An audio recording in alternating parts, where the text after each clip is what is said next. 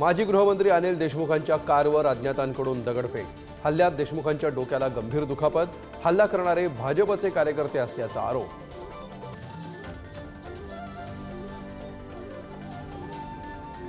विधानसभा निवडणुकीच्या प्रचार तोफा थंडावल्या। शेवटचा दिवस, प्रचार रॅली, राजकीय सभांनी गाजला। 288 मतदारसंघांसाठी बुधवारी एकाच टप्प्यात होणार मतदान। एक है तो सेफ हैच्या नाऱ्यावरून राहुल गांधींची मोदींसह अदानींवर टीका। धारावीची जमीन हिसकावून अदानींच्या घशात घातली जात असल्याचा आरोप। एक है तो सेफ है, राहुल गांधी फेक है।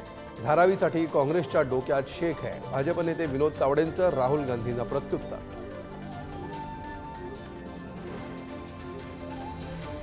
शिवसेना सोडून गेलेले नेते गद्दार नाहीत, खरे गद्दार उद्धव ठाकरे। शिवडीतील सभेतून राज ठाकरेंचा घणाघात। उद्धव ठाकरे खाष्ट सासूसारखे असल्याचा टोला, तर मनसे आता गुजरात नवनिर्माण सेना झाली, उद्धव ठाकरेंचं प्रत्युत्तर।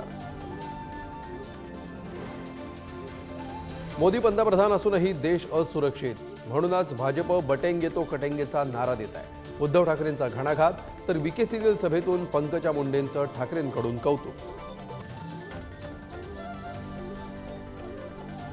अजितदादांना मत म्हणजे भाजपला मत। बारामतीच्या सभेत युगेंद्र पवारांचं विधान, तर शरद पवारांच्या राष्ट्रवादीची ठाकरेंच्या शिवसेनेसोबत आघाडी, त्याचं काय करायचं, अजित पवारांचा सवाल।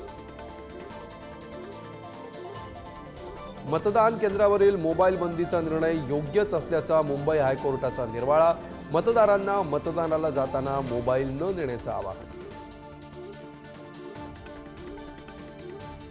लॉरेन्स बिश्नोईचा भाऊ अनमोल बिश्नोईला अमेरिकेतून अटक।